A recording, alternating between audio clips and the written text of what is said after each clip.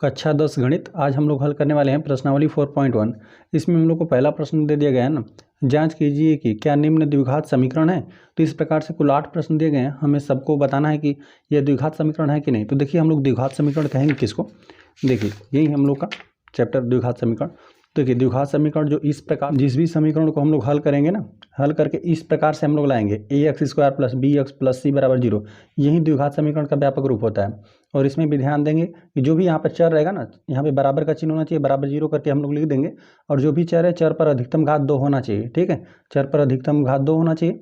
और जो भी x² का जो भी गुणांक रहेगा, है ना, जो भी चर रहेगा उस पर 2 घात रहेगा, उसका गुणांक जो है वह कभी 0 नहीं होना चाहिए, ठीक है। तो यही है, दिया है कि चर x में एक द्विघात समीकरण इस प्रकार से, मतलब x चर के हिसाब से दिया गया।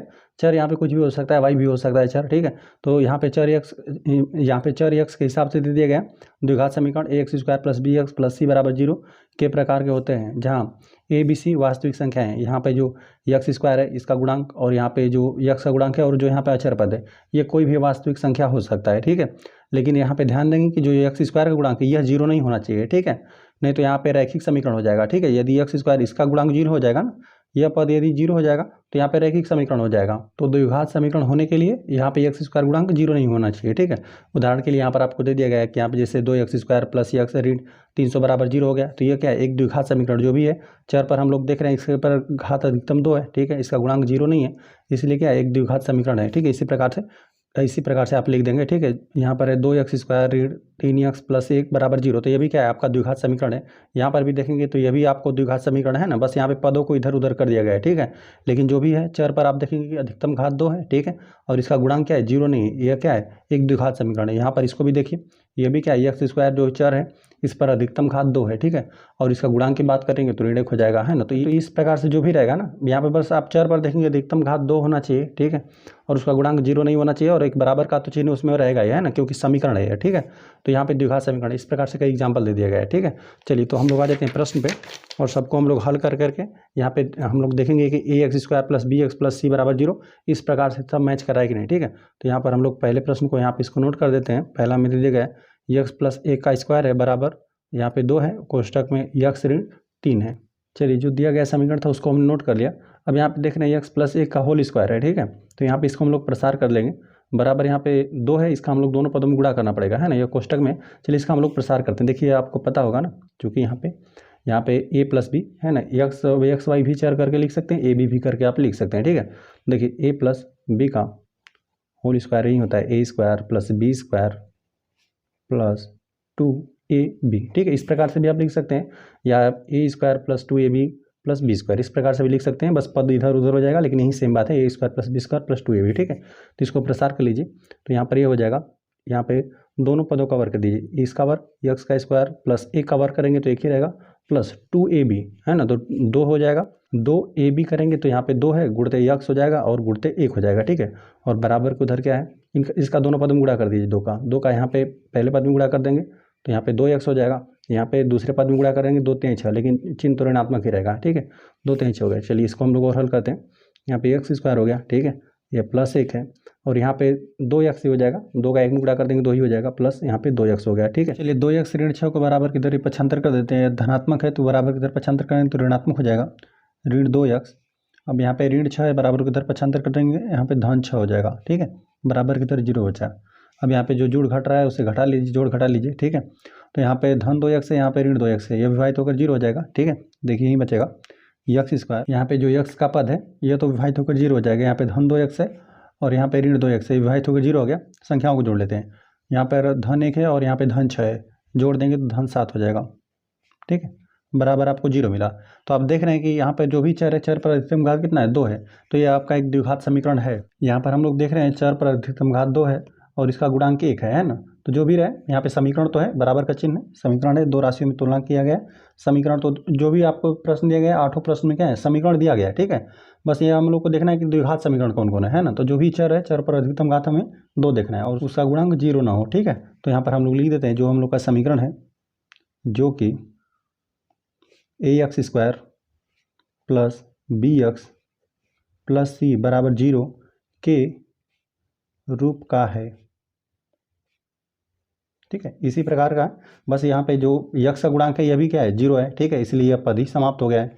बस ये एक आपको अचर पद मिला हुआ है और एक्स स्क्वायर तो आपको मिला हुआ है, ठीक है, और यहाँ पे जो यक्स का गुणांक है आपको 1 मिला हुआ है, ठीक है, जो कि X square plus B X plus C बराबर 0 के रूप का है। और यहाँ पे लिखना रहेगा तो लिख देंगे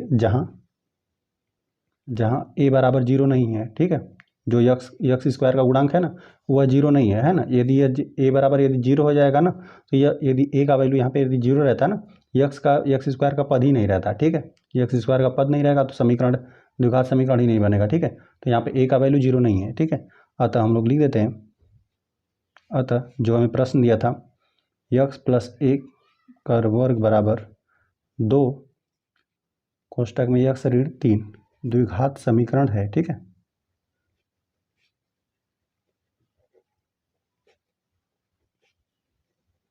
जो भी आपको द्विघात समीकरण दिया है उसको नोट करना है और उसको आप हल कर लेंगे, ठीक है। इस प्रकार से आप बना लीजिए, ठीक है। हल करके एक तरफ 0 करिए, बाकी के इसी तरफ बाएं पक्ष में सबको पक्षांतर कर लीजिए, ठीक है।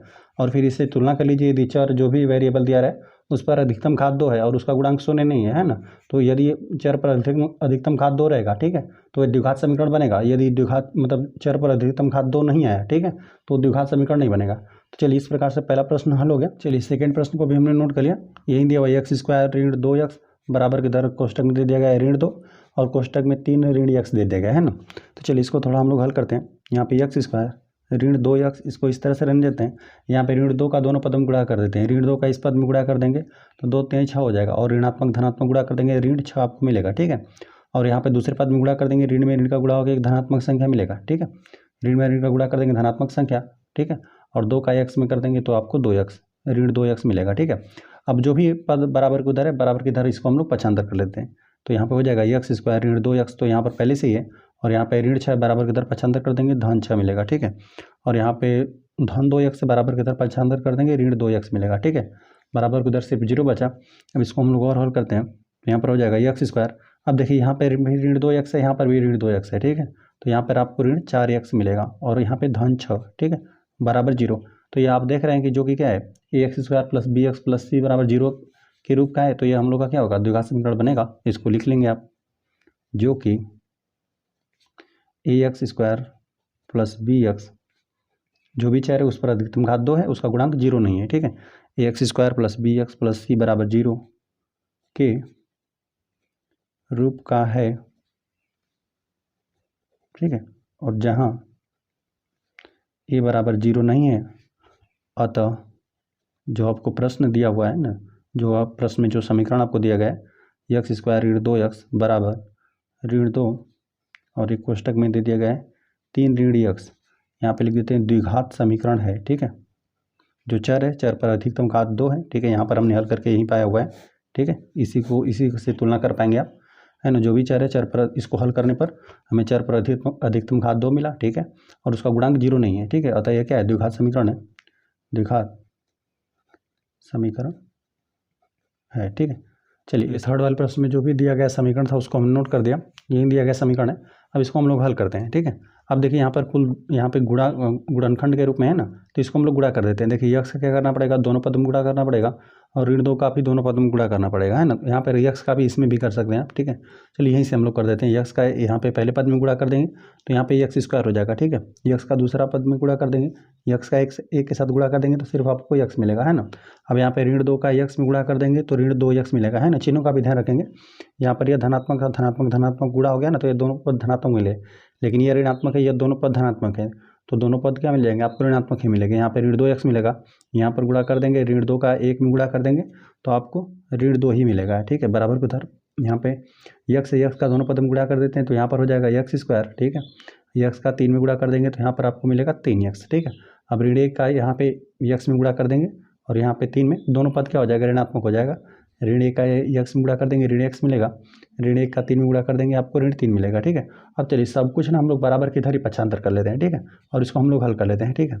चलिए एक बार और इसको हल करते हैं, क्योंकि यहाँ पर 2 पदों में दे दिया गया है, 2 बार x का पद है ना, तो यहाँ विपरीत चिन्ह घट जाएगा, ठीक है। आपको ऋण x मिलेगा, चलिए ऋण x मिला ऋण 2, ठीक है। यहाँ पे एक्स स्क्वायर, यहाँ पे भी देख रहे हैं विपरीत चिन्ह घटेगा, ठीक है। यहाँ पे 3x धनात्मक है, 1x ऋणात्मक है, 3x में से 1x घट जाएगा तो आपको 2x मिला और यहाँ पे ऋण 3 है, ठीक है। अब बराबर को इधर जो भी बराबर की इधर 75 कर लेते हैं, ठीक है। तो यहाँ पर हो जाएगा x स्क्वायर ऋण x ऋण 2 बराबर नहीं करते हैं, इसको बराबर की इधर 75 कर लेंगे, ये धनात्मक है ना, तो अब ये ऋणात्मक हो जाएगा ऋण x स्क्वायर, ठीक है। अब ये धन है, बराबर की इधर 75 कर देंगे, ऋण 2x हो गया, ठीक है। यहाँ पे ऋणात्मक 3x है, बराबर की इधर 75 कर देंगे, धनात्मक 3 हो जाएगा, x नहीं है सिर्फ 3 है, ठीक है। तो यहाँ पे ऋण 3 था, बराबर की इधर 75 कर देंगे, धन 3 हो गया, ठीक है। और बराबर की इधर से भी 0 बचा है ना, सब कुछ को हमने बराबर की इधर 75 कर लिया, ठीक है। बराबर की इधर 75 कर देंगे तो जो धनात्मक था वो ऋणात्मक हो गए और जो ऋणात्मक था वो धनात्मक हो गया पद, ठीक है। अब यहाँ पे देख रहे हैं ना कि यह पद देखिए x स्क्वायर का पद यह है, x स्क्वायर का यह पद है ना, ये आपस में जुड़े घटेंगे। तो यहाँ पे देख रहे हैं धनात्मक है ऋणात्मक है, तो यहाँ पे x स्क्वायर का पद ही 0 हो गया, ठीक है। यह पद क्या हो जाएगा, x धन x स्क्वायर यह वाला पद और यहाँ पे ऋण x स्क्वायर यह पद क्या हो गया, घट कर आपस में 0 हो गया, ठीक है। अब यहाँ पे देख रहे हैं अब x का पद देखिए, ठीक है, ये तो घट कर 0 हो गया, यहाँ पे ऋण x है और यहाँ पे ऋण x और यहाँ पे ऋण 2x, यह दोनों आपस में जुड़ जाएंगे, तो ये मिला आपका ऋण 3x, ठीक है। ऋण 3x मिलेगा क्योंकि यहाँ पर भी ऋण x है, यहाँ पर ऋण 2x है, ठीक है। तो यहाँ पे 1 में 2 जोड़ देंगे तो 3 मिला, ठीक है, ऋण 3x मिला। अब यहाँ पे संख्याओं को जोड़ लेते हैं, यहाँ पे ऋण 2 है, यहाँ पे धन 3, विपरीत चिन्ह है ना, घट जाएगा, ठीक है। घटेगा तो यहाँ पे धनात्मक वाली राशि का वैल्यू अधिक है, ठीक है। तो धन 1 बचा, ठीक है, बराबर की दर सिर्फ 0 मिला, ठीक है। तो जो भी हम लोग को चर देख रहे हैं ना, चर पर अधिकतम घात 2 नहीं है, ठीक है, जो कि यहाँ पे इस ax square plus bx plus c बराबर 0 के प्रकार का है नहीं, ठीक है। तो यहाँ पर हम लोग देख रहे हैं ना कि x स्क्वायर का पद ही नहीं है ना, यदि x स्क्वायर आप प्लस करके लिखेंगे ना तो उसका गुणांक क्या हो जाएगा, 0 हो जाएगा, है ना। यहाँ पर यदि आप लिखना चाहेंगे ना तो यहाँ पे 0 x स्क्वायर करके आपको लिखना पड़ेगा, है ना। तो यहाँ पे हम लोगों को पहले ही पता है कि जो भी द्विघात समीकरण रहे हैं ax square plus bx plus c बराबर 0 के प्रकार का रहे ना, तो हमें उसमें ना a बराबर 0 नहीं होना चाहिए, ठीक है, पहले हम लोग पढ़ा। तो यहाँ पर यह क्या है, यह इतना ही हम लोग को सिर्फ मिला ऋण 3x प्लस 1, तो यहाँ पे जो भी x स्क्वायर का पद था उसका यहाँ पे गुणांक क्या है, 0 है, तो यह आपका द्विघात समीकरण नहीं है, ठीक है। लिख देते हैं जो कि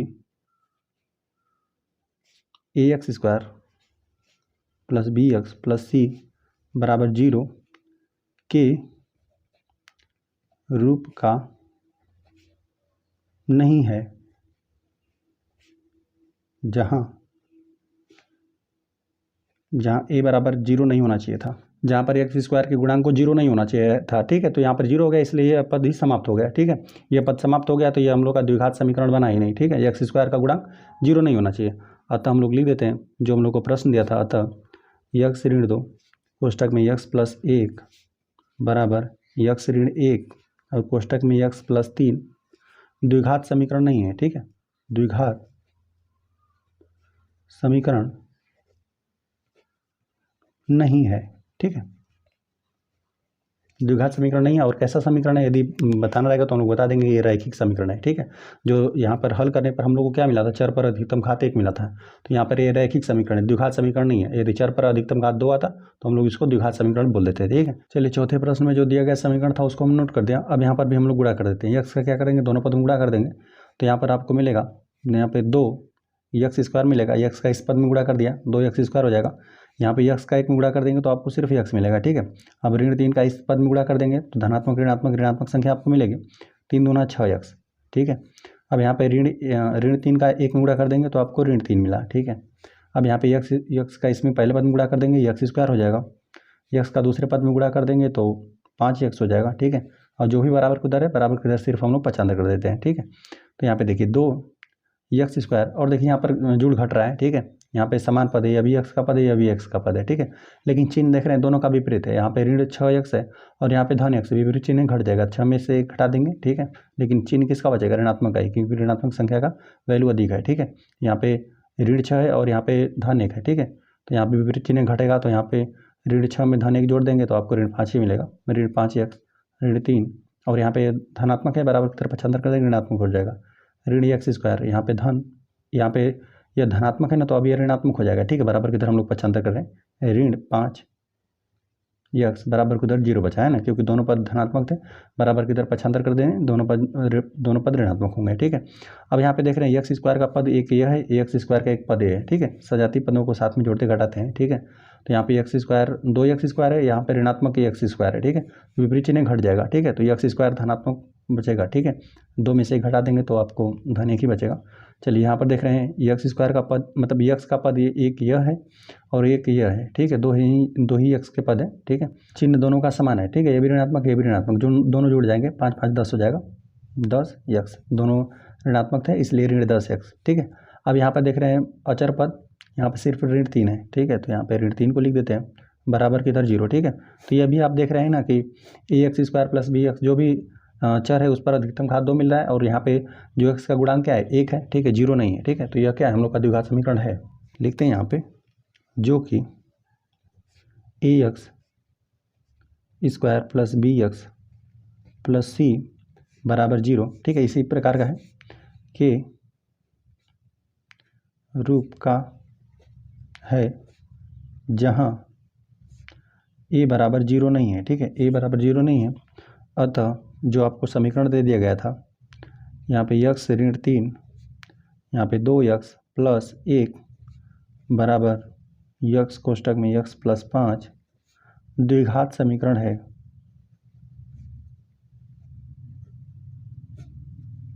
द्विघात समीकरण है, ठीक है। यहाँ पर हमने लिख दिया कि यहाँ पे जो भी चर है इसी प्रकार का होना चाहिए। ax² प्लस bx बराबर 0 के रूप का है, जो हम लोग का समीकरण दिया था इसी रूप का है, और यहाँ पे a का वैल्यू 0 नहीं होना चाहिए। तो यहाँ पे देख रहे हैं a का वैल्यू 1 है, x² गुणांक 1 है, ठीक है। अतः हमने लिख दिया जो भी आपको समीकरण दिया गया था द्विघात समीकरण है, ठीक है। तो इस प्रकार से ये भी प्रश्न हल हो गया। चलिए 5वें प्रश्न पे आ जाते हैं। चलिए 5वें प्रश्न में जो दिया गया समीकरण था उसको हम नोट कर दिया। अब यहाँ पर भी हमें गुणा करना पड़ेगा, ठीक है। यहाँ पे 2x का यहाँ पे देख रहे हैं गुणनखंड के रूप में पहले गुणा कर दीजिए। 2x का पहले पद में गुणा कर देंगे तो यहाँ पे 2x² आपको मिलेगा, ठीक है। अब यहाँ पे 2x का जब दूसरे पद में गुणा कर देंगे तो यहाँ पे ऋणात्मक चिन्ह मिलेगा, ठीक है, क्योंकि यह धनात्मक पद है, ऋणात्मक है। धनात्मक ऋणात्मक गुणा कर देंगे, ऋणात्मक संख्या मिलेगी। यहाँ पे 2, तो यहाँ पे 2 3 6 हो जाएगा, ठीक है, संख्या तो 6 हो जाएगा, इंटू x हो गया, ठीक है, ये हो गया। जब ऋण 1 से यहाँ पे गुणा कर देंगे, कोई भी पद रहे यहाँ पे ऋण 1 से गुणा कर देंगे तो बस चिन्ह चेंज हो जाएगा उसका, ठीक है। यहाँ पे ऋण 1 का इसमें गुणा कर देंगे तो ये धन x है, तो अब यह ऋण x हो गया, ठीक है। अब यहाँ पे ऋण में ऋण का गुणा कर देंगे तो यहाँ पे धन 3 हो जाएगा, ठीक है, बराबर उधर। यहाँ पे x का गुणा कर देंगे इन दोनों पदों में तो यहाँ पर हो जाएगा x², ठीक है। इसका 1 में गुणा कर देंगे तो आपको ऋण x ही मिलेगा, ठीक है, ऋण x मिला। अब यहाँ पे धन 5 का पहले पद में गुणा कर देंगे तो यहाँ पे 5x मिलेगा, ठीक है। चिन्हों का भी ध्यान रखेंगे, धनात्मक धनात्मक है तो आपकी संख्याएं भी धनात्मक मिलेगी। यहाँ पे धनात्मक ऋणात्मक का गुणा किया गया था तो यहाँ पे ऋणात्मक पद मिला, ठीक है। अब 5 का यहाँ पे ऋण 1 में गुणा कर देंगे तो यहाँ पे ऋण 5 आपको मिलेगा, ठीक है। अब यहाँ पे एक बार जोड़ घटा ले रहे हैं हम लोग, ठीक है, 2x² है। अब यहाँ पे ऋण 6x है और ऋण यहाँ पे x है, ठीक है, दोनों समान चिन्ह जुड़ जाएंगे तो यहाँ पे ऋण 7x मिला, ठीक है, और प्लस 3। चलिए यहाँ पे x² है। अब यहाँ पे ऋण 5x है, मतलब ऋण x है, और यहाँ पे धन 5x है ना, विपरीत चिन्ह घटेगा, ठीक है। धनात्मक वाली राशि का वैल्यू अधिक है, ठीक है, तो 5 में से 1 घटा देंगे तो आपको 4 ही मिलेगा, ठीक है, धनात्मक का वैल्यू अधिक था। धन 4x, यहाँ पे ऋण 5। अब जो भी बराबर किधर है सब कुछ बराबर किधर पक्षांतर कर लेते हैं, तो यहाँ पे 2x² ऋण 7x प्लस यहाँ पे 3, और यहाँ पे धन x² है, बराबर की तरफ पक्षांतर कर देंगे, ऋण x², और यहाँ पे धनात्मक है तो यहाँ पे ऋणात्मक 4x हो जाएगा, ये ऋणात्मक है तो यह धनात्मक, ठीक है, बराबर की तरफ से 0 बचा, ठीक है। अब सजातीय पदों को आपस में जोड़ लीजिए, ठीक है। तो यहाँ पे x² का पद यह भी है, यहाँ पर भी x² का पद है ना, लेकिन देख रहे हैं चिन्ह दोनों का है विपरीत है, विपरीत है तो घट जाएगा, 2 में से घटा देंगे तो सिर्फ आपको x² मिला, ठीक है। अब यहाँ पे देख रहे हैं यह भी x का पद है, यह भी x का पद है ना, लेकिन देख रहे हैं कि चिन्ह दोनों का समान है, ये भी ऋणात्मक है, ये भी ऋणात्मक, दोनों जुड़ जाएगा, ठीक है। 7 4 11 हो जाएगा, ऋण 11x हो गया, ठीक है। अब यहाँ पे संख्याओं को देखिए, यहाँ पे 3 है, धन 3 है, और यहाँ पे धन 5 है, दोनों को समान चिन्ह जुड़ जाएगा, धन आपको 8 मिलेगा, 5 3 8 हो गया, और बराबर किधर 0, ठीक है। तो यहाँ पर भी देख रहे हैं जो भी चर है, चर पर अधिकतम घात 2 है और उसका गुणांक जो है वह 0 के बराबर नहीं है, ठीक है। तो ये क्या है आपका द्विघात समीकरण है, लिख देते हैं, जो कि आपका ax² plus bx plus c बराबर 0 के रूप का है, ठीक है, इसी रूप का है। और यहाँ पर देख लेंगे आप, जहाँ यह भी लिख देंगे जहाँ a बराबर 0 नहीं होना चाहिए, तो यहाँ पे a बराबर x² का गुणांक क्या है 1 है, 0 नहीं है, ठीक है।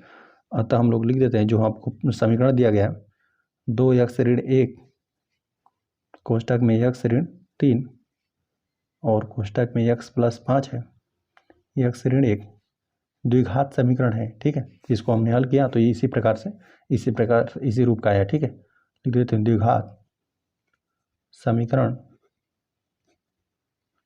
है, ठीक है। समीकरण था उसको हम नोट कर दिया।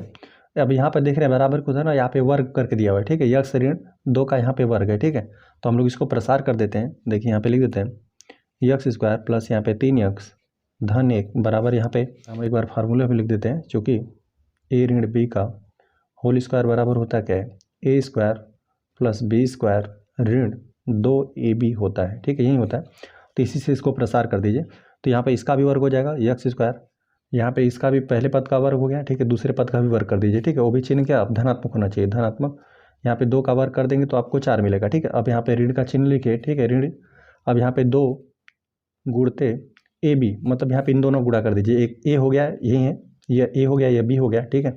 इसका वर्ग करके जो इसका वर्ग कर दीजिए प्लस दूसरे संख्या का वर्ग कर दीजिए, दूसरे पद का, और फिर 2 यहाँ पे ऋण रहेगा, ऋण का चिन्ह 2 गुणते पहले और दूसरे पद का गुणनफल कीजिए, गुणनफल कर दीजिए, ठीक है। तो यहाँ पर 2 हो गया और ए का वैल्यू आपका यक्स है और बी के स्थान पर आपको 2 दे दिया गया, ठीक है। चलिए एक बार और इसको हल करते हैं। यक्स स्क्वायर प्लस यहाँ पे ऋण 3x प्लस 1 बराबर यहाँ पे यक्स स्क्वायर धन 4, यहाँ पे गुणा कर देंगे, 2 में 2 का गुणा कर देंगे तो आपको 4 मिलेगा, ठीक है। ऋण 2 में 2 गुणा कर देंगे 4 और इंटू यक्स, ठीक है।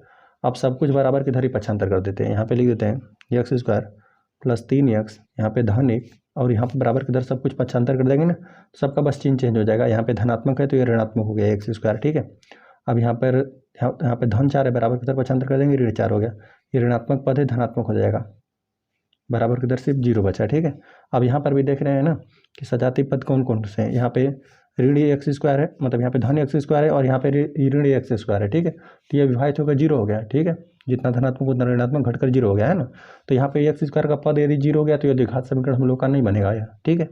अब चलिए यहाँ पर हम लोग एक्स के पदों को जोड़ते हैं, तो देखिए यहाँ पे 3x है और यहाँ पे 4x है ना, दोनों धनात्मक है, मतलब चिन्ह दोनों का समान है, जुड़ जाएगा, 4 3 7 हो जाएगा, 7x बचा, ठीक है। और यहाँ पे बस संख्याओं को जोड़ देते हैं, यहाँ पे विपरीत चिन्ह है, यहाँ पे धन 1 है और यहाँ पे ऋण 4 है, ठीक है, विपरीत चिन्ह घट जाएगा, 4 में से 1 घटा देंगे तो आपको 3 ही मिलेगा, तो ऋण 3 बचा, बराबर की दर 0 है ना। तो ये आप देख रहे हैं ना कि यहाँ पे यक्स स्क्वायर का जो भी पद था, यक्स स्क्वायर का जो भी गुणांक था ना वो 0 हो गया, ठीक है। तो यहाँ पर सिर्फ रैखिक समीकरण बचा, ठीक है, द्विघात समीकरण नहीं है। हम लोग लिख देते हैं जो कि A X square plus B X plus C बराबर 0 के रूप का नहीं है, ठीक है, कामा ए बराबर 0 नहीं, यहाँ पे एक्स स्क्वायर का गुणांक 0 नहीं होना चाहिए था, है ना, जो कि A X square plus B X plus C बराबर 0 के रूप का नहीं है। अतः जो आपको समीकरण दे दिया गया था x square plus 3x plus 1 बराबर यक्स ऋण 2 पर वर्ग, यहाँ पे द्विघात समीकरण नहीं है, ठीक है, रैखिक समीकरण हल करने पर आया, द्विघात समीकरण नहीं है। चलिए जो 7वें प्रश्न में हम लोग को समीकरण दिया था उसको हमने नोट कर दिया। अब यहाँ पे देख रहे हैं x प्लस 2 पर 3 घात है ना, तो यहाँ पे हम लोग को इसका प्रसार करना पड़ेगा, ठीक है। फार्मूला हम लोग यहीं पे लिख देते हैं, ठीक है। चलिए यहाँ पे लिख देते हैं, यहाँ पे a प्लस बी पर यदि घन आ जाता है ना तो होता है a पर घन प्लस b पर घन प्लस 3ab और कोष्टक में a प्लस b रहता है, ठीक है। इसी प्रकार से इसका प्रसार होता है, तो इसी पर हम लोग प्रसार इसका कर देते हैं, ठीक है। तो यहाँ पे जो पहला पद है, मतलब पहली संख्या उसका क्या हो जाएगा, घन हो जाएगा, तो यहाँ पर हो जाएगा यक्स पर घन, ठीक है, यक्स पर घन हो गया और प्लस बी पर घन, यहाँ पे 2 का घन करेंगे, मतलब 2 का 3 बार गुणा, 2 दूना 4 दूना 8 हो जाएगा, तो यहाँ पर 8 हो गया, प्लस 3 तो रहेगा ही और इन दोनों संख्याओं गुणनफल रहता है, तो यहाँ पर हो जाएगा इंटू यक्स इंटू गुणा में रहेगा, गुणे यहाँ पे 2 हो जाएगा, ठीक है। और कोष्टक में इन दोनों संख्याओं का योगफल यक्स प्लस 2, ठीक है, बराबर की तरह। चलिए यहाँ पे 2x का दोनों पद में गुणा कर देते हैं, 2x का पहले पद में गुणा कर देंगे तो यहाँ पे संख्या 2 तो रहेगा, यक्स पर कुल कितने घात, 3 घात हो जाएगा, ठीक है। यहाँ पे 2x का पहले पद में गुणा कर दिया गया, यहाँ पे चर यक्स है और यहाँ पे एक्स स्क्वायर, इनका गुणा कर देंगे तो यक्स पर 3 घात हो गया और यहाँ पे संख्या 2 है, यहाँ पर 1 है, 2 में 1 का गुणा कर देंगे 2 ही आपको मिला, ठीक है। अब 2x का दूसरे पद में गुणा कर देंगे तो यहाँ पे ऋण 2x मिलेगा आपको, ठीक है। थोड़ा सा यहाँ पर हम लोग हल करते हैं, यहाँ पे यक्स पर 3 घात है और धन 8 है, ठीक है, और संख्याओं का गुणा कर देंगे, 3 दूना 6 हो जाएगा, है ना, 6x, यहाँ पे लिखते हैं 6x और कोष्टक में x प्लस 2, अब यहाँ पे 2x पर घन ऋण 2x, ठीक है। अब यहाँ पर 6x का हम लोग दोनों पदों में गुणा कर देते हैं, यहाँ पे लिख देते हैं x पर घन प्लस 8, 6x का पहले पद में गुणा कर देंगे तो 6x स्क्वायर हो जाएगा, ठीक है, और 6x का दूसरे पद में गुणा कर देंगे तो 6 दूना 12x हो जाएगा, ठीक है। 6x का यहाँ पे दोनों पदों में गुणा कर दिया गया, बराबर की दर 2x पे घन और यहाँ पे ऋण 2x, ठीक है। अब जो भी बराबर की दर है सब कुछ बराबर की दर ही हम लोग पक्षांतर कर देते हैं ना, तो यहाँ पर है x पर घन प्लस 8 और प्लस यहाँ पे 6 x स्क्वायर प्लस 12 x, यहाँ पे धनात्मक है ऋणात्मक हो जाएगा, ऋण 2x पे घन, ठीक है। अब यह धनात्मक के बराबर की इधर पक्षांतर कर दिया तो ऋणात्मक, मतलब यहाँ पे ऋणात्मक है धनात्मक हो जाएगा, धन 2x, और बराबर की इधर सिर्फ 0 बचा है ना। तो अब यहाँ पे देख रहे हैं ना कि चर पर अधिकतम घात 3 आ गया है ना, तो यह पद यहाँ पर है और एक पद यहाँ पर है ना, इन दोनों पर क्या है, चर पर अधिकतम घात 3 है, ठीक है। तो ये आपस में जुड़े घटेंगे, तो यहाँ पे देख रहे हैं विपरीत चिन्ह, यहाँ पे ऋणात्मक है या धनात्मक है ना, तो यहाँ पे देख रहे हैं कि ऋण 2 है, यहाँ पे धन 1 है ना, तो विपरीत चिन्ह घटेगा, ऋणात्मक वाले राशि का वैल्यू अधिक है, ठीक है। तो ऋण 1 तो बचेगा, ठीक है, 2 में से घटा देंगे तो 1 ही बचेगा, वो भी ऋणात्मक है, तो ऋण x पर 3 घात बचा, ठीक है। अब यहाँ पे x स्क्वायर के पद को देखते हैं, तो x स्क्वायर का सिर्फ एक ही पद है, ठीक है, घातों को घटते क्रम में लिख दीजिए। तो यहाँ पर है x पर प्लस 6x पर 2 घात है, 6x पर 2 घात है। अब यहाँ पे x पर एक घात वालों पदों को देखते हैं, ठीक है, तो यहाँ पर है एक, यहाँ पर है ना, तो 12x में आप 2x जोड़ देंगे, ठीक है, दोनों का समान चिन्ह जोड़ जाएगा, 12 2 14x प्लस 14x हो गया, ठीक है। तो ये हो गया, सिर्फ यहाँ पे संख्या धन 8 बचा हुआ है, ठीक है, तो धन 8 को हम नोट करते हैं, बराबर की इधर 0, ठीक है। तो जो भी आपका समीकरण आया ना, तो यहाँ पे चर पर अधिकतम घात 2 नहीं है, ठीक है, यहाँ पे जो चर है ना, चर पर अधिकतम घात 3 मिला है, ठीक है। यह पद यदि 0 हो गया होता ना तो यहाँ आपका द्विघात समीकरण हो जाता, लेकिन यहाँ पे देख रहे हैं चर पर अधिकतम घात 3 आ गया, तो यह द्विघात समीकरण तो नहीं बना, ठीक है। तो यहाँ पर हम लोग लिख देते हैं, जो कि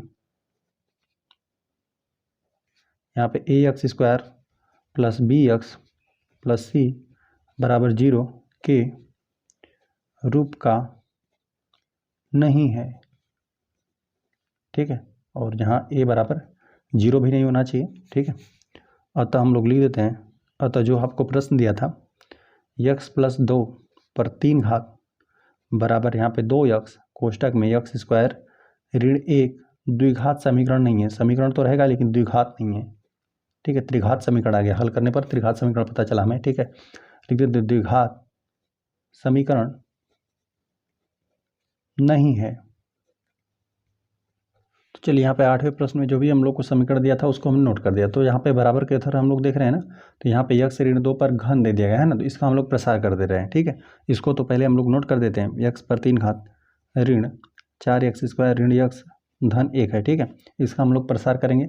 इसका वर्ग यहाँ ऋणात्मक चिन्ह है ना, तो इसको देखिए इस प्रकार से प्रसार करेंगे, यहाँ पे a ऋण b पर यदि घन रहता है ना, तो यहाँ पर a का घन होता है ऋण का चिन्ह, b का घन ऋण 3ab और कोष्टक में a ऋण b होता है, ठीक है। इसी प्रकार से प्रसार होता है ना। हम लोग प्रसार करते हैं, देखिए यहाँ पर हो जाएगा a पर घन, जो यहाँ पे पहली संख्या है उसका घन, तो यहाँ पे हो जाएगा x पर घन हो गया, ठीक है, ऋण का चिन्ह रहेगा, जो दूसरी संख्या है उसका घन, 2 का घन करेंगे 2 दूना 4 दूना 8 हो जाएगा, ठीक है, 8 मिला, ठीक है।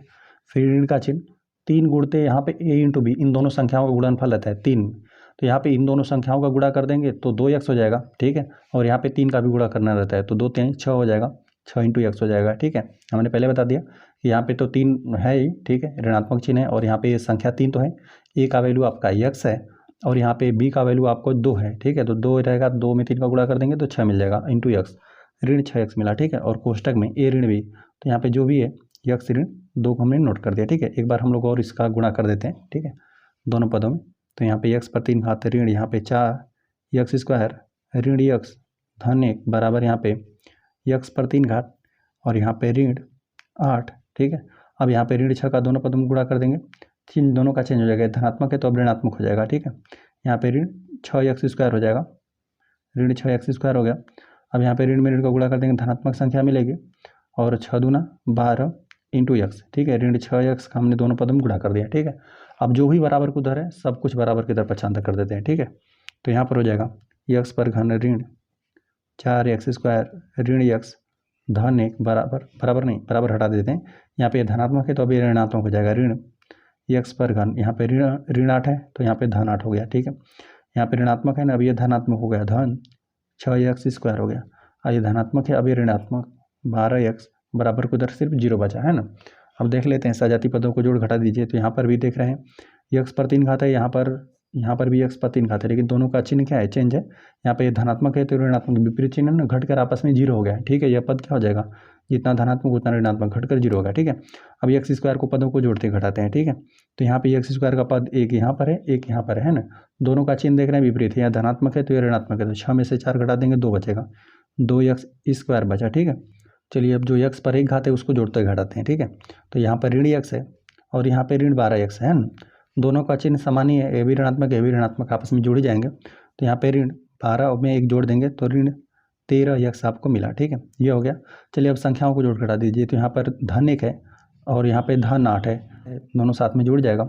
8 1 9 हो गया, बराबर यहाँ पे 0। ठीक है, तो यहाँ पर यह आपको द्विघात समीकरण मिला। ठीक है, जो चर है अधिकतम घात 2 है, उसका गुणांक 0 नहीं है। ठीक है, हम लोग लिख देते हैं जो कि ax² plus bx plus C बराबर 0 के रूप का है। ठीक है, और यहाँ पे जहाँ करके लिख देना, जहाँ यहाँ पे a का वैल्यू 0 नहीं होना चाहिए। ठीक है, तो जाहिर सी बात है यहाँ पे a का वैल्यू क्या है, x² गुणांक 2 है, 0 नहीं है। ठीक है, अतः हम लोग लिख देते हैं जो आपको यह दिया था समीकरण, x पर 3 घात ऋण 4x² ऋण x धन 1 बराबर x ऋण 2 इस पर 3 घात। यह द्विघात समीकरण है। इसको हल करने पर हमें क्या मिला, द्विघात समीकरण। यहाँ पे लिख देते हैं द्विघात समीकरण है। ठीक है, तो इस प्रकार से पहले प्रश्न में जो भी 8 प्रश्न दिए गए थे सभी प्रश्न हल हो गए। आ जाते हैं हम लोग प्रश्न नंबर 2 पे। प्रश्न नंबर 2 दिए गए हैं, निम्न स्थितियों को द्विघात समीकरणों के रूप में निरूपित कीजिए। ठीक है, जो भी यहाँ पे कुल 4 प्रश्न दे दिए गए ना, इसमें आपको सिर्फ क्या करना है, द्विघात समीकरण के रूप में बनाकर आपको छोड़ देना है। ठीक है, द्विघात समीकरण बना देना है और इसको जैसे हल नहीं करना है। ठीक है, आगे अगले जो भी यहाँ पे अगली प्रश्नावली है उसको आपको हल करना रहेगा प्रश्नों को, है ना। लेकिन यहाँ पे सिर्फ क्या करना है, द्विघात समीकरण बनाना है ना। तो इसमें पहला प्रश्न आपको दे दिया गया ना, एक आयताकार भूखंड का क्षेत्रफल आपको दे दिया गया है। ठीक है, पूरा क्षेत्रफल दे दिया गया है, लंबाई और चौड़ाई गुणनफल कर देंगे। ठीक है, क्योंकि आयताकार क्षेत्र है तो यहाँ पे लंबाई और चौड़ाई गुणनफल आपको दे दिया गया इतना। ठीक है, 528 मीटर स्क्वायर, है ना। तो यहाँ पे दे दिया गया है ना कि क्षेत्र की लंबाई मीटर में रहेगा, जाहिर सी बात है यहाँ पर भी क्षेत्रफल भी देख रहे हैं मीटर स्क्वायर दे दिया गया है ना, तो लंबाई और चौड़ाई दोनों मीटर में ही मापा होगा। ठीक है, तो यहाँ पे दे दिया गया है क्षेत्र की लंबाई मीटरों में, यहाँ पे दे दिया गया मीटरों में, चौड़ाई के 2 गुने से 1 अधिक है। ठीक है, जो लंबाई और चौड़ाई में संबंध हम लोग को दे दिया गया है ना, जो यहाँ पे लंबाई है ना, जो भी हम लोग चौड़ाई माने रहेंगे, ठीक है, मान लेंगे x। ठीक है, तो यहाँ पर क्या कर देंगे, उसमें 2 से गुणा करके 1 जोड़ेंगे, तब क्या करेंगे हम लोग लंबाई के बराबर पहुँच पाएंगे। ठीक है, तो दे दिया गया हमें भूखंड की लंबाई और चौड़ाई ज्ञात करनी है। ठीक है, इसके लिए हम लोग को क्या करना है, सिर्फ द्विघात समीकरण बनाना है। इस प्रश्न में आप आयत की चौड़ाई ही मानेंगे। ठीक है, क्योंकि लंबाई के लिए आपको इस प्रकार से दिया हुआ है, समीकरण बनाने के लिए दिया हुआ है कि किस प्रकार से आप उसको ज्ञात करेंगे। हमने लिख दिया कि हल करने वाले हम लोग दूसरे वाले प्रश्न को, और यहाँ पर हम लोग लिख देते हैं, एक बार लिख देते हैं जो हमें दिया हुआ है। ठीक है, लिख देते हैं दिया है। ठीक है, दिया है हमें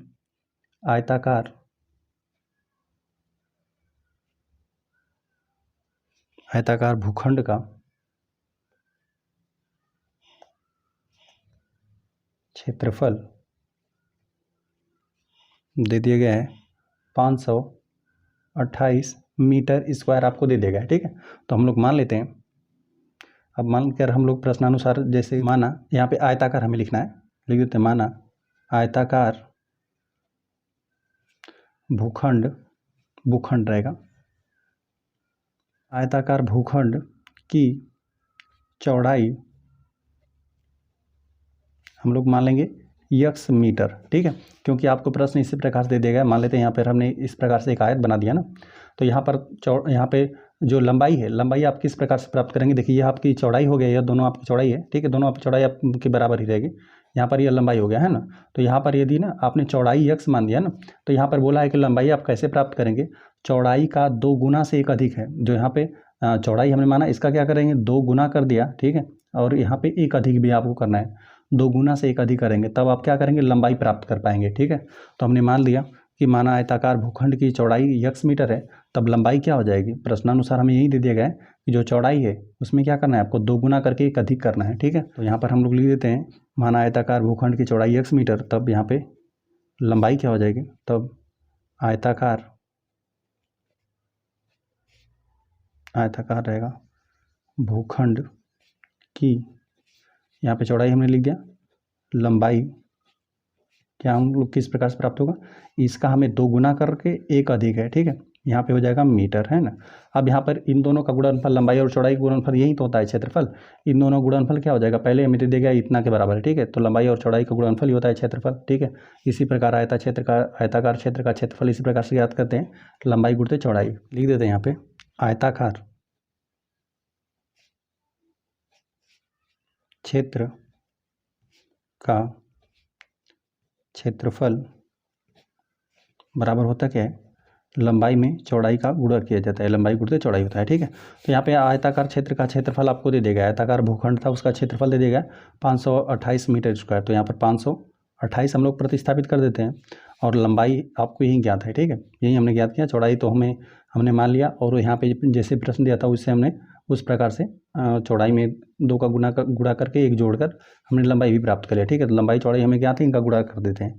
तो लंबाई है 2x + 1 है। ठीक है, और चौड़ाई क्या है इंटू यहाँ पे x है। ठीक है, तो यहाँ पर चलिए इसको हम लोग यहाँ इस प्रकार से करके लिख देते हैं, सीधा कर देते हैं। इसको हम लोग जो चर है बराबर किधर कर देते हैं। ठीक है, तो यहाँ पे हो जाएगा 2x + 1 यहाँ पे इंटू x है बराबर यहाँ पे 528 है, 528। तो यहाँ पर 528 हो गया। ठीक है, बस दोनों पद आपस में बाएं पक्ष और दाएं पक्ष आपस में बराबर है, पहले हमने बस इसको लिख दिया। ठीक है, अब यहाँ पे x क्या कर देते हैं, दोनों पदों में गुणा कर देते हैं, x का दोनों पदों में गुणा कर देंगे ना, तो यहाँ पे गुणा करेंगे तो यहाँ पे 2x का गुणा हो जाएगा, x² हो जाएगा। ठीक है, और x का जब 1 में गुणा कर देंगे तो आपको सिर्फ x मिलेगा, है ना।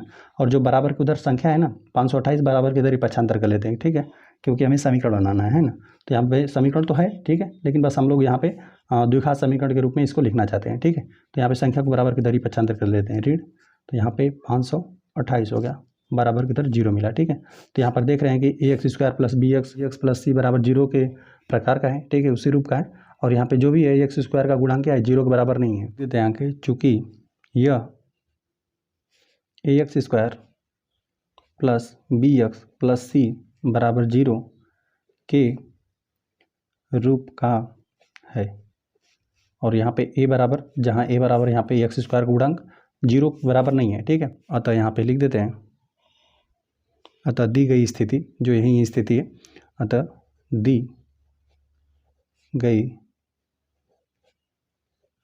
दी गई स्थिति जो हम लोग को प्रश्न दिया था उस प्रश्न को हमने द्विघात समीकरण में व्यक्त कर दिया। ठीक है, अतः दी गई स्थिति द्विघात समीकरण रहेगा में व्यक्त है। ठीक है, जो भी प्रश्न दिया था उसको हमने चर मान लिया एक। ठीक है, और इस प्रकार से हमने द्विघात समीकरण भी प्राप्त कर लिया। ठीक है, तो इस प्रकार से जो भी हम लोग को प्रश्न दिया गया था उसको हमने द्विघात समीकरणों के रूप में व्यक्त कर दिया। अभी यहाँ पे x का यदि आप वैल्यू प्राप्त कर लेंगे ना, इस द्विघात समीकरण को हल कर देंगे। ठीक है, हल तो करना नहीं है, बस हम लोग को समीकरण ही बनाना था। यदि आप इस समीकरण को हल कर देंगे तो x का आप वैल्यू प्राप्त कर पाएंगे। ठीक है, हल करके x का वैल्यू आप प्राप्त कर लेंगे, और यहाँ पे प्रतिस्थापित करके आप यहाँ पे x का वैल्यू जो होगा यहाँ पे आयत की चौड़ाई हो जाएगा, और यहाँ पे x का वैल्यू प्रतिस्थापित कर देंगे। ठीक है, जो भी चौड़ाई रहेगा यहाँ पे मतलब चौड़ाई का 2 गुना करके 1 जोड़ देंगे तो आपकी जो भी है आयत की लंबाई ज्ञात हो जाएगी, है ना। तो जो भी हम लोग को प्रश्न दे दिया गया था, प्रश्न में आयताकार भूखंड की चर्चा किया था। ठीक है, तो यहाँ पे आयताकार भूखंड का क्षेत्रफल दे दिया गया था, उसको हम नोट कर दिया, और यहाँ पर हमने मान लिया कि आयताकार भूखंड की चौड़ाई हमने x मीटर मान लिया। तो यहाँ पे दिया था कि चौड़ाई यदि आप मान लिए तो आपको लंबाई ज्ञात करने के लिए दिया था कि चौड़ाई में क्या कर दीजिए, 2 का गुणा करके 1 जोड़ दीजिए, है ना। तो इस प्रकार से हमने यहाँ पे लंबाई भी ज्ञात कर लिया, चौड़ाई को x मान लिया और यहाँ पे उसमें 2 का गुणा करके 1 जोड़कर हमने लंबाई ज्ञात कर लिया। ठीक है, और यहाँ पे लंबाई और चौड़ाई, कोई भी आयताकार क्षेत्र रहता है उसका क्षेत्रफल इस प्रकार से ज्ञात होता है, लंबाई गुणित चौड़ाई का गुणनफल रहता है। ठीक है, तो यहाँ पर हमने लिख दिया आयताकार क्षेत्र का क्षेत्रफल ज्ञात करने के लिए बराबर लंबाई गुणित चौड़ाई होता है। तो यहाँ पे आयताकार क्षेत्र का क्षेत्रफल आपको दे दिया गया था, जो कि भूखंड था उसका क्षेत्रफल आपको दे दिया गया था, क्षेत्रफल यहाँ प्रतिस्थापित कर दिया, और लंबाई जो भी था उसका हमने वैल्यू प्रतिस्थापित कर दिया, और चौड़ाई का। ठीक है, अब बस इसको दोनों पक्ष आपस में बराबर ही है, बस इसको हमने बाएं पक्ष को पहले लिख दिया और दाएं पक्ष को बाद में लिख दिया। ठीक है, और बस इसको हमने हल कर लिया, तो यहाँ पे जो भी चर था उस पर अधिकतम घात 2 हमें प्राप्त हुआ। ठीक है, तो इस प्रकार से हमें एक समीकरण मिला, जो यहाँ पे चर पर अधिकतम घात 2 है और उसका गुणांक क्या है, 0 के बराबर नहीं है। तो ये हम लोग का क्या था, द्विघात समीकरण बन गया। ठीक है, चूँकि हमने लिख दिया कि यह ax² + bx + c बराबर 0 के रूप का है, और यहाँ पे जो x का गुणांक है वो 0 नहीं है। ठीक है, अतः दी गई स्थिति, जो भी हम लोग को प्रश्न दिया गया था, दी गई स्थिति द्विघात समीकरण में व्यक्त, ये हमने द्विघात समीकरण में व्यक्त कर दिया। ठीक है, अब आ जाते हैं हम लोग सेकंड वाले प्रश्न पे। देखिए हम लोग को सेकंड प्रश्न दे दिया गया ना, 2 क्रमागत धनात्मक पूर्णांकों का गुणनफल हम लोग को 306 दे दिया गया है। ठीक है, 2 हम लोग को धनात्मक, यहाँ पे क्रम से आने का मतलब है ना, धनात्मक पूर्णांक का मतलब ये हुआ ना, देखिए पूर्णांक में सभी धनात्मक संख्या आता है, ऋणात्मक संख्या आता है, शून्य भी आता है। ठीक है, तो धनात्मक पूर्णांक का मतलब यही हुआ कि सभी प्राकृतिक संख्याओं की बात कर रहा है। ठीक है, 1 से लेकर गिनती की सभी संख्याओं, तो 1 से लेकर सभी गिनती की संख्याओं की बात कर रहा है, 1 2 3 इस प्रकार से अनंत तक, है ना, इन्हीं संख्याओं की बात कर रहा है। तो यहाँ पे 2 क्रमागत धनात्मक पूर्णांकों का गुणनफल यहाँ पे दे दिया गया है 306 है।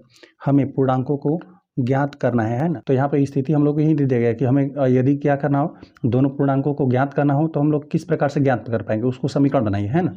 तो हम लोग को यहाँ पे समीकरण ही बनाना है, हमें पूर्णांकों को ज्ञात करने का यहाँ पे समीकरण बताना है, ठीक है।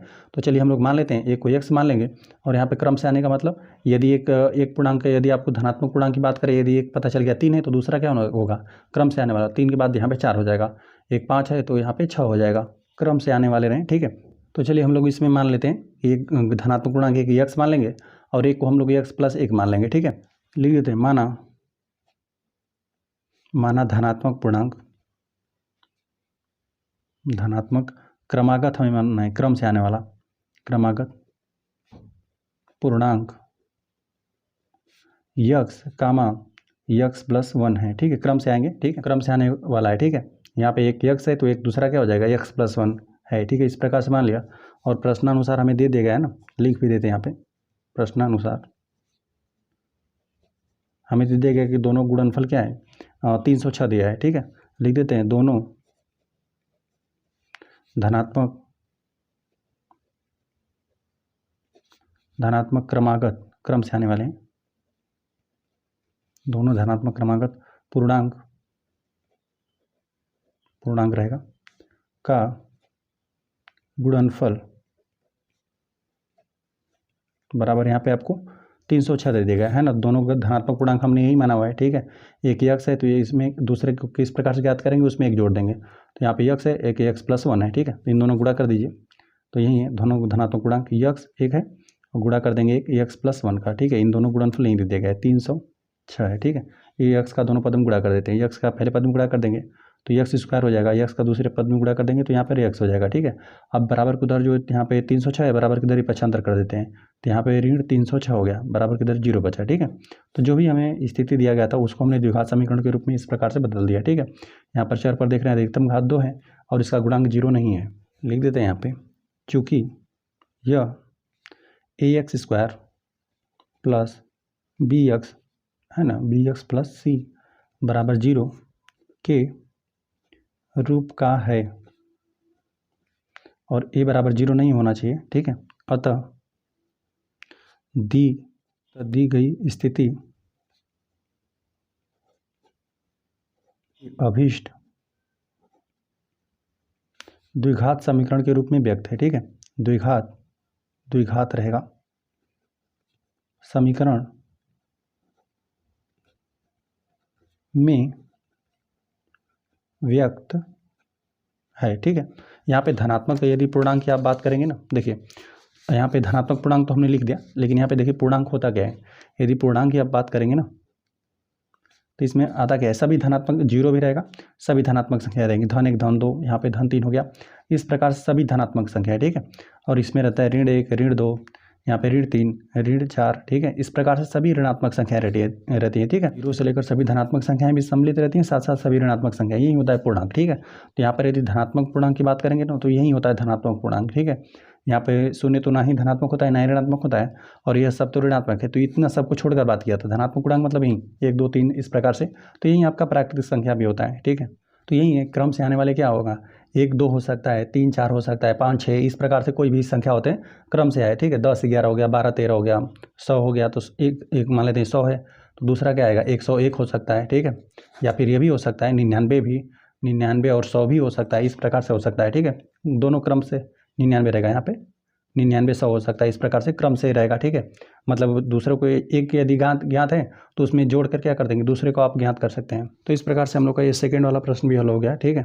इसमें भी जो भी दी गई स्थिति थी उसको हमने द्विघात समीकरण के रूप में व्यक्त कर दिया, ठीक है। यदि इस समीकरण को हम लोग हल करते हैं, x का वैल्यू आपको ज्ञात हो जाता, एक पूर्णांक ज्ञात हो जाता, उसमें हम लोग क्या करते हैं, एक जोड़ देते हैं, तो जो क्रम से आने वाला पूर्णांक है दूसरा पूर्णांक भी हम लोग ज्ञात हो जाता है, ठीक है। तो बस हम लोग को यहाँ पे समीकरण ही बनाना है, ठीक है। तो समीकरण यहाँ पे बन गया। चलिए आ जाते हैं हम लोग थर्ड वाले प्रश्न पे। इसमें हम लोग को दे देगा ना, रोहन की माँ उससे 26 वर्ष बड़ी है, उनकी आयु वर्षों में का गुणनफल अब से 3 वर्ष पश्चात, यहाँ पे 360 हो जाएगा, है ना। यहाँ पे जो भी है रोहन है उसकी माँ का आयु 3 वर्ष पश्चात की यदि आप बात करेंगे ना, उनका गुणनफल करेंगे तो यहाँ पे 360 हो जाएगी। हमें रोहन की वर्तमान आयु ज्ञात करिए। ठीक है, तो इस प्रकार से हमें समीकरण बनाना है। तो यहाँ पर आपको ना आयु संबंधित प्रश्नों को ना हमेशा वर्तमान आयु ही मानकर हल करते हैं। ठीक है, तो हम लोग यहाँ पे मान लेंगे रोहन की वर्तमान आयु 1 वर्ष है। ठीक है, और उसकी माँ का हम लोग कैसे ज्ञात करेंगे, उसमें 26 हम लोग जोड़ देंगे। ठीक है, चलिए इसको हम लोग मानते हैं, लिख देते हैं। माना रोहन की वर्तमान आयु हम लोग 1 वर्ष मान लेते हैं। ठीक है, 1 वर्ष मान लिए, तो उसकी माता का आयु कितना हो जाएगा, हम लोग लिख देते हैं रोहन की माँ का वर्तमान आयु, यहाँ पे इसे क्या है 26 वर्ष बड़ी है, तो यहाँ पे इसमें 26 जोड़ दीजिए, तो यक्स प्लस यहाँ पर हो जाएगा यक्स प्लस 26 वर्ष, इतना वर्ष की है उसकी माँ। ठीक है, लेकिन आपको समीकरण बनाने के लिए दे दिया गया है ना कि 3 वर्ष बाद की चर्चा किया, 3 वर्ष पश्चात इन दोनों की आयु का गुणनफल कितना, आपको 360 दे दिया गया है ना। तो पहले हम लोग 3 वर्ष बाद ज्ञात कर लेते हैं, 3 वर्ष बाद दोनों की आयु क्या रहा होगा, हम लोग लिख देते हैं यहाँ पे 3 वर्ष बाद। ठीक है, जाहिर सी बात है किसी की भी यदि मान लेते कोई 10 वर्ष का है फिलहाल में ना, तो 3 वर्ष बाद की बात करेंगे तो वो 13 वर्ष का हो जाएगा। ठीक है, तो हमने इन दोनों का वर्तमान आयु तो मान दिया, तो 3 वर्ष क्या हो जाएगा, दोनों की आयु बढ़ जाएगा। ठीक है, 3 वर्ष बाद हम लोग लिख देते हैं रोहन की आयु, इसकी आयु में भी क्या हो जाएगा 3 वर्ष बाद 3 साल की वृद्धि हो जाएगा, तो यक्स प्लस 3 वर्ष का यह हो जाएगा। ठीक है ना, और यहाँ पे लिख देते हैं रोहन की माँ की आयु, रोहन की माँ की आयु, इसके भी आयु में क्या हो जाएगा, वर्तमान आयु जो भी है इसके भी आयु में क्या हो जाएगा 3 वर्ष की वृद्धि हो जाएगा, तो यहाँ पर हो जाएगा यक्स प्लस 26 इसकी आयु है। ठीक है, इसकी वर्तमान आयु है, इसमें क्या करना है हम लोग को 3 जोड़ना है। ठीक है, तो यहाँ पर यदि आप 3 जोड़ेंगे ना, यहाँ पर जोड़ देते हैं, तो यक्स प्लस है ना, यहाँ पे 29 हो जाएगा, 36 9 29 हो जाएगा, यहाँ पे इतना वर्ष की हो जाएगी उसकी माँ। ठीक है, 3 वर्ष इसके भी आयु में हमने वृद्धि कर दिया, वर्तमान आयु में रोहन की वर्तमान आयु में 3 वर्ष का हमने वृद्धि कर दिया, और जो भी यहाँ पे रोहन की माँ की वर्तमान आयु थी उसमें भी हमने 3 वर्ष की वृद्धि कर दिया। ठीक है, अब प्रश्नानुसार हमें बोला है ना कि दोनों का गुणनफल कर दीजिए, प्रश्नानुसार यहाँ पर हमें बात किया था कि फिलहाल में ना जो भी रोहन है, रोहन की माँ उससे क्या है 26 वर्ष बड़ी है। अब 3 वर्ष पश्चात की बात कर दिया, तो दोनों की वर्तमान आयु में हमने 3 वर्ष जोड़ दिया। ठीक है, अब 3 वर्ष पश्चात कहा था कि इन दोनों की आयु का यदि आप गुणनफल कर रहे हैं ना तो वह 360 के बराबर है। तो यहाँ पर हम लोग इन दोनों की आयु का गुणनफल कर लेते हैं ना, यहाँ पे 3 वर्ष पश्चात दिया था, पश्चात की बात करेंगे या बाद की बात करेंगे, दोनों बात सेम ही है। ठीक है, तो यहाँ पे इन दोनों की आयु का गुणनफल, यहाँ पे तो गुणनफल कर देते हैं यक्स प्लस 3 और यहाँ पे यक्स प्लस 29, इन दोनों गुणनफल कितना 360 के बराबर है। ठीक है, अब यहाँ पर इन दोनों का हम लोग गुणा कर देते हैं, एक्स का दोनों पद में गुणा कर देंगे तो यहाँ पे एक्स स्क्वायर हो जाएगा, यहाँ पे गुणा कर देंगे तो यहाँ पे 29 एक्स आपको मिलेगा, एक्स का दोनों पद में गुणा कर दिया, 3 का दोनों पद में गुणा कर देते हैं तो यहाँ पर हो जाएगा 3 एक्स। ठीक है, 3 का हमने पहले पद में गुणा कर दिया, 3 का हम लोग दूसरे पद में भी गुणा कर देते हैं। ठीक है, तो यहाँ पर हम लोग गुणा कर देंगे, तो यहाँ पे इकाई के साथ गुणा करते हैं, 3 का यहाँ पे 29 में 3 हमारा 27 को यहाँ पे 7 हो जाएगा, हासिल 2 आपको लगेगा, यहाँ पे 3 दूना 6 7 8 2 हासिल जोड़ देंगे तो यहाँ पे 87 आपको मिला। ठीक है, बराबर किधर 360, अब जो भी बराबर के उधर 360 है बराबर के इधर ही पक्षांतर कर दीजिए उसको। ठीक है, यक्स स्क्वायर और प्लस यहाँ पे देखिए यहाँ पर भी यक्स का पद है, यहाँ पर भी यक्स का पद है, सजाती पद है, दोनों पदों को जोड़ दीजिए। ठीक है, तो 29 में आप 3 जोड़ देंगे तो 32 आपको मिलेगा, 32 एक्स। अब यहाँ पे धन में बराबर, यहाँ पे पहले यहाँ पे लिखते हैं 87 को हम नोट कर दिए, यहाँ पे धनात्मक था, बराबर की तरफ पक्षांतर कर देंगे, ऋणात्मक हो जाएगा 360, यहाँ बचा बराबर 0। ठीक है, यहाँ पे लिख देते हैं यक्स स्क्वायर प्लस यहाँ पे 32 यक्स, यहाँ पे विपरीत चिन्ह घटेगा, ऋणात्मक वाली राशि का वैल्यू अधिक है तो ऋणात्मक तो राशि आपको बचेगा ही। ठीक है, इसमें से आपको 87 घटाना है। ठीक है, तो यहाँ पे इकाई के स्थान पे 1 हासिल लेगा, 10 में से 7 गया तो आपको 3 बचा। ठीक है, अब यहाँ पर बचा है 5, तो यहाँ पे 8 में से घट नहीं पाएगा तो 1 हासिल देगा 15, तो यहाँ पे 1 हासिल देना पड़ेगा इसको। ठीक है, यहाँ पे 5 है, 1 हासिल देगा 15, यदि 15 में से आप 8 घटा देंगे तो 7 ही आपको बचेगा, 7 बचा, और यहाँ पर 2 बचेगा है ना, क्योंकि 1 हासिल दे दिया गया था, बराबर किधर 0। तो यहाँ पर देख रहे हैं कि जो भी आपको प्रश्न दिया गया था, जो भी स्थिति दिया गया था उसको हमने द्विघात समीकरण के रूप में बदल दिया। अब यहाँ पे इसको हम लोग हल करते हैं, तो हल तो नहीं करना है, यहाँ पे हल करते हैं तो यक्स का जो भी है यक्स का वैल्यू हम लोग ज्ञात हो जाता, जो रोहन है रोहन की वर्तमान आयु ज्ञात हो जाती। तो यहाँ पर हम लोग लिख देते हैं चूँकि यह यहाँ पे ए एक्स स्क्वायर प्लस देख रहे हैं चर पर अधिकतम घात 2 है और इसका गुणांक 1 है ना, तो ये द्विघात समीकरण के रूप का है। ठीक है, यहाँ पे A X square plus B X plus C बराबर 0 के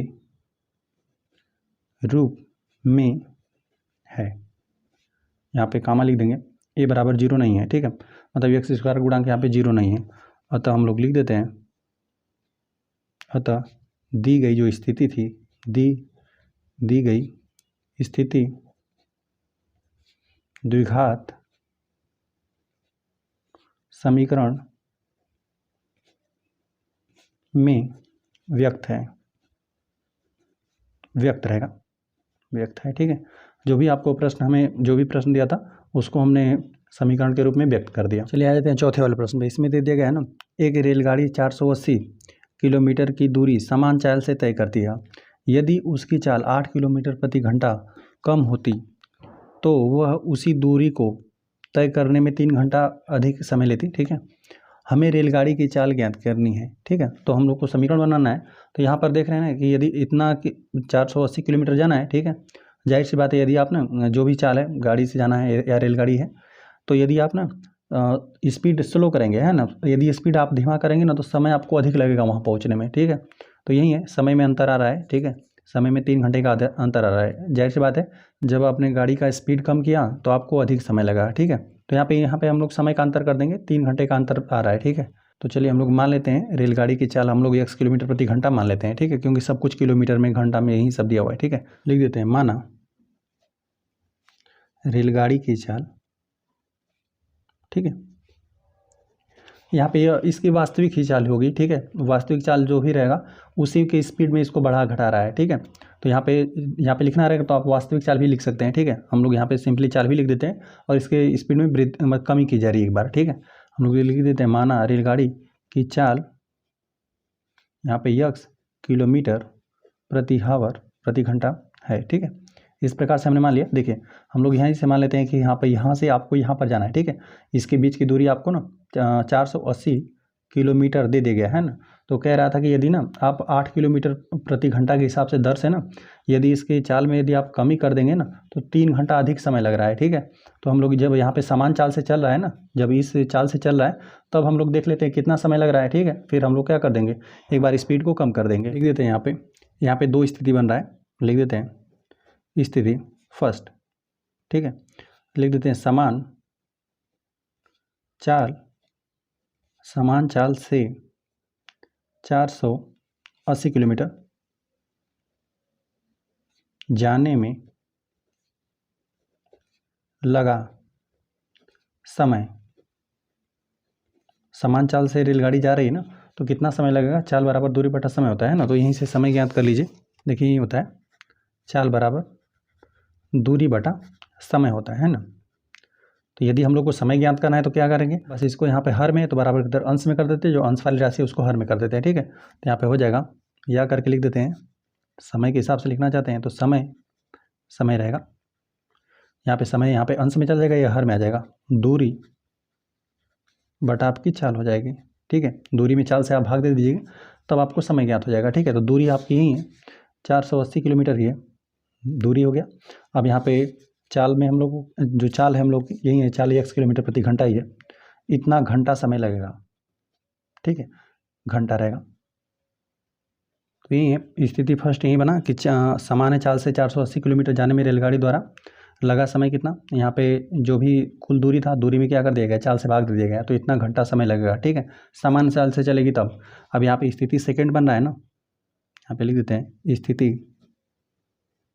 यहाँ पर भी स्थिति रहेगा, स्थिति सेकेंड यह कह रहा था ना। अब सेकेंड स्थिति में आपको बोला है ना कि जो रेलगाड़ी की चाल है ना 8 किलोमीटर प्रति घंटा कम कर दी जा रही है। ठीक है, लिख देते हैं सेकेंड स्थिति में रेलगाड़ी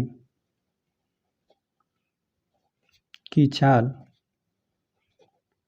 8 किलोमीटर प्रति घंटा कम कर देने पर यहाँ पे कुल दूरी तो आपको इतना ही जाना है, 480 किलोमीटर ही जाना है। लिख देते हैं 480 किलोमीटर दूरी तय करने में लगा समय। ठीक है, इस प्रकार कितना समय लगा, तो यही फार्मूला तो यही आपको रहेगा। ठीक है, अंश में क्या रखना है आपको, दूरी को, कुल दूरी यही 480 किलोमीटर ही जाना है। ठीक है, लेकिन यहाँ पे चाल में क्या किया गया है, स्लो किया गया है, स्पीड कितना 8 किलोमीटर प्रति घंटा। तो यहाँ पे सामान्य चाल उसकी यही है 1 किलोमीटर प्रति घंटा, इसमें क्या कर देना है 8 किलोमीटर प्रति घंटा की कमी कर देना है, तो 1 ऋण यहाँ पे 8 की कमी हमने कर दिया, 8 किलोमीटर प्रति घंटा कमी कर दिया, ठीक है। चाल में हमने 8 किलोमीटर प्रति घंटा हमने घटा दिया, ठीक है। तो इतना इस प्रकार समय लगेगा यहाँ पे 1 घंटा में, ठीक है। और हमें प्रश्नानुसार दिया था कि यहाँ पे 3 घंटे का अंतर आ रहा है, लिख देते हैं यहाँ पे प्रश्नानुसार हमें दिया गया था ना। जाहिर सी बात है, जब आप स्लो स्पीड में जाएंगे ना तभी आपको अधिक समय लगेगा, ठीक है। ये तो सामान्य चाल थी, अब यहाँ पे स्लो किया गया रेलगाड़ी की स्पीड को, ठीक है। तो यहाँ पे इसमें से हम लोग इसको घटाएंगे, ठीक है। इस चाल में मतलब इस समय में से हम लोग इस समय घटा देंगे, तो इनका अंतर हमें 3 घंटा दिया हुआ है, ठीक है। यहाँ पर घटाते हैं 480 बटा यहाँ पे यक्स ऋण 8, ठीक है। और यहाँ पे घटा देंगे 480 बटा यक्स, घटा देंगे तो हम लोग को कितना मिलेगा, 3 मिलेगा। चलिए बस आपको इस समीकरण को हल करना है, तो इसी समीकरण को हमने यहाँ पर नोट कर दिया। अब इसको हम लोग हल कर लेते हैं, ठीक है। अब यहाँ पर देखिए, देख रहे हैं ना कि यहाँ पे यह भी संख्या क्या है, 3 से विभाजित है, और यह भी संख्या 3 से विभाजित है, यह भी संख्या 3 से विभाजित है ना। तो पहले हम लोग क्या करते हैं, दोनों पक्षों में 3 से हम लोग भाग दे लेते हैं, ठीक है। तो यहाँ पर जब इस समीकरण में आप 3 से भाग देंगे ना, देखिए 3 से जब आप भाग देंगे ना तो इसके हर में भी 3 आ जाएगा, और यहाँ पे इसके हर में भी 3 आ जाएगा, ठीक है। तो यहाँ पे 3 यहाँ पर आ जाएगा, ठीक है। तो यहाँ पर कुल ये 2 पदों में है ना, तो यहाँ पे इसके हर में भी 3 आ जाएगा, इसके हर में भी 3 आ जाएगा, ठीक है। तो यहाँ पे ये दोनों संख्या क्या है, 3 से विभाजित है। तो हम लोग इसमें जब आप 3 से भाग देंगे ना तो 3 एकम 3, और यहाँ पे 1 और 8 18 बचेगा, ठीक है। 3 छक 18, तो यहाँ पे 160 मिलेगा, बटा यहाँ पे यक्स ऋण 8 आपको मिलेगा, ठीक है। ऋण यहाँ पर भी आपको मिलेगा यही 160 बार में विभाजित कर देगा 3, ठीक है। और यहाँ पे बटा यक्स, और यहाँ पे 3 में अंश में है और विभाजित कर देंगे तो एक ही बार में विभाजित हो गया। बायां और दायां पक्ष दोनों 3 से विभाजित था, हम 3 से भाग दे लिया, ठीक है। अब यहाँ पर देखते हैं ना कि हम लोग यहाँ पे लसा लेते हैं, लसा आपको लेना ही पड़ेगा, ठीक है। तो यहाँ पे लसा लेंगे, बराबर की तरह 1 तो रहेगा ही, ठीक है। इन दोनों का लसा लेंगे तो यहाँ पे यक्स और यहाँ पे यक्स ऋण 8, यही लसा हो जाएगा, इन दोनों गुणनफल लसा हो जाएगा, ठीक है। तो जब यहाँ पे हर वाली संख्या से लसा में आप भाग देंगे तो यक्स बार विभाजित हो जाएगा, तो यक्स क्या कर देंगे, अंश में गुणा कर देंगे, तो यक्स यहाँ पे गुणते 160 हो जाएगा, ठीक है। 160 हो गया ऋण। अब यहाँ पे यक्स से यहाँ पे हर वाली संख्या से लसम भाग देंगे तो यक्स से विभाजित हो जाएगा, इतना बार भाग जाएगा यक्स ऋण 8 बार, तो इसका क्या हो जाएगा, यहाँ पे 160 में गुणा हो जाएगा, तो यहाँ पे 160 में गुणा हो जाएगा यक्स ऋण 8 का, ठीक है। चलिए अब ये जो भागा में है बराबर की तरह हम लोग भेज देते हैं, अंश में हो जाएगा, गुणा में हो जाएगा, ठीक है। तो यहाँ पर आपको मिला 160 यक्स, ठीक है। 160 यक्स हम लोग लिख देते हैं ऋण 160 का दोनों पदों में आपको गुणा करना पड़ेगा, चिन्हों का भी ध्यान रखेंगे, ऋणात्मक है और धनात्मक, ऋणात्मक धनात्मक गुणा करेंगे, ऋणात्मक संख्या मिलेगी 160 एक्स आपको मिलेगा, ठीक है। यहाँ पर आपको ऋण 160 एक्स मिला, ठीक है। अब यहाँ पे ऋण में ऋण का गुणा कर देंगे तो एक आपको धनात्मक संख्या मिलेगी, ठीक है, धन हो जाएगा। अब यहाँ पे इनका आपको गुणा करना पड़ेगा, ठीक है। तो यहाँ पर गुणा कर देंगे ना तो 16 8 128 होता है, तो 128 हो जाएगा, और यहाँ पे एक तो जीरो है, जीरो तो लगेगा ही, ठीक है। यहाँ पर हमने 160 और यहाँ पे 8 का गुणा कर दिया, ठीक है। और ऋण में ऋण का गुणा होकर एक धनात्मक की संख्या मिला, ठीक है। बराबर को उधर देखिए, यहाँ पर ये जो भागा में बराबर को उधर 1 के साथ गुणा में कर देंगे, तो यहाँ पर हो गया यक्स और कोष्टक में यक्स ऋण 8, ठीक है। और यहाँ पर हमने यक्स लिखना भूल गया, ठीक है। यहाँ पर जब गुणा कर देंगे 60 यक्स आपको मिलेगा ना, ठीक है। और देखिए यहाँ पर ऋणात्मक उतना ही वैल्यू है, उतना ही आपको धनात्मक भी वैल्यू है, ठीक है। इतना जितना आपको ऋणात्मक है, मतलब जितना धनात्मक उतना ऋणात्मक है, 160 एक्स धनात्मक 160 एक्स ऋणात्मक है, ठीक है। तो ये विभाजित होकर जीरो हो गया, ठीक है। सिर्फ आपको यही मिला 1280 बराबर को उधर यक्स का दोनों पद में गुणा कर दीजिए, तो यहाँ पर हो जाएगा यक्स स्क्वायर, ठीक है। और यहाँ पे यक्स का दूसरे पद में गुणा कर देंगे तो यहाँ पे ऋण 8 यक्स मिलेगा, ठीक है। अब यहाँ पे इसी को हम बराबर को उधर पक्षांतर कर देते हैं, ठीक है। तो बराबर के इधर सिर्फ जीरो बचा, बराबर को उधर क्या बचा, यक्स स्क्वायर ऋण 8 यक्स, यह धनात्मक के बराबर को उधर जाएगा तो ऋणात्मक हो जाएगा, 1280 मिला, ठीक है। या इसको हम लोग सीधा करके भी लिख सकते हैं, यहाँ पे इसको हम लोग पहले लिख देते हैं ना, दोनों पक्ष आपस में बराबर ही है, बस हम लोग दाहिने पक्ष को पहले लिख देते हैं। तो यहाँ पे लिख देते हैं यक्स स्क्वायर ऋण 8 यक्स ऋण 1280, ठीक है, बराबर के इधर जीरो बचा। जो भी हमें प्रश्न की स्थिति दिया था उसको हमने क्या कर दिया, द्विघात समीकरण के रूप में व्यक्त कर दिया, ठीक है। अब इसको हम लोग यहाँ पे नोट कर देते हैं, ठीक है। आप यहीं पर इसको हल कर लीजिएगा, इसके आगे ही हल करना है आपको, ठीक है। बस इसको हमने यहाँ पर हल कर लिया, तो यहाँ पे लिख देते हैं यक्स स्क्वायर ऋण 8 यक्स ऋण 1280 आ गया, ठीक है, इसको हल करने पर। तो ये जो कि क्या है, द्विघात समीकरण के रूप का है, हम लोग लिख देते हैं चूँकि यह A X square plus B X है सिर्फ, और प्लस यहाँ पे सी बराबर जीरो के रूप में है, और जो ए है इसका एक्स स्क्वायर का गुणांक 1 है जो कि जीरो के बराबर नहीं है, ठीक है। इसलिए अतः हम लोग लिख देते हैं, अतः जो भी हम लोग को प्रश्न दिया गया था उसको हमने क्या कर दिया, द्विघात समीकरण के रूप में व्यक्त कर दिया। अतः दी गई स्थिति द्विघात समीकरण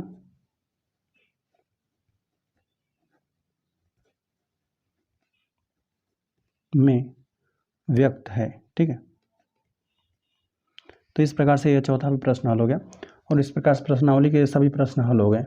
चलिए ठीक है, वीडियो पसंद आए तो वीडियो को लाइक कर दीजिए, चैनल पर नए हैं तो कृपया चैनल को सब्सक्राइब कर दीजिए।